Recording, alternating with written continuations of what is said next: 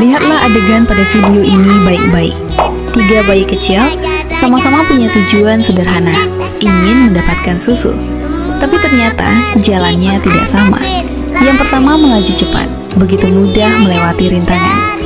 Yang kedua mulai sedikit kesulitan.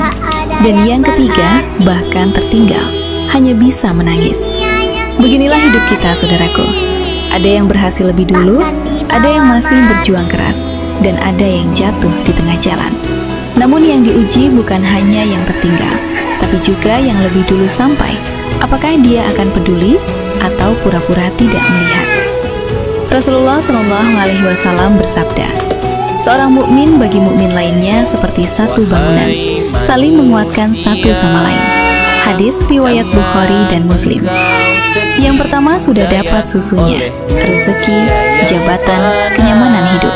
Tapi ketika melihat saudaranya kesulitan, ia berhenti, menoleh, lalu menolong. Inilah wujud iman yang sesungguhnya. Sebab dalam Islam, keberhasilan bukan diukur dari siapa yang sampai duluan, tapi dari siapa yang tidak meninggalkan saudaranya. Ibnu Jauzi pernah menulis dalam kitab Saidul Khotir, sungguh, di antara bukti baiknya hati adalah ketika seseorang tidak tenang melihat orang lain kesulitan. Dan lihat bagaimana si kecil yang kedua, setelah berhasil keluar, justru memungut botol susu untuk saudaranya. Ia tidak punya banyak tenaga, tapi punya empati. Itulah yang jarang kita miliki sekarang. Peduli pada yang sedang di bawah, bukan malah membandingkan diri. Maka renungkanlah, jangan hanya bangga karena sudah di luar rintangan, sementara orang lain masih terjebak di dalamnya. Hari ini mungkin kita yang menolong, tapi esok bisa jadi kita yang butuh ditolong. Karena Allah tidak melihat siapa yang tercepat, tapi siapa yang paling bermanfaat.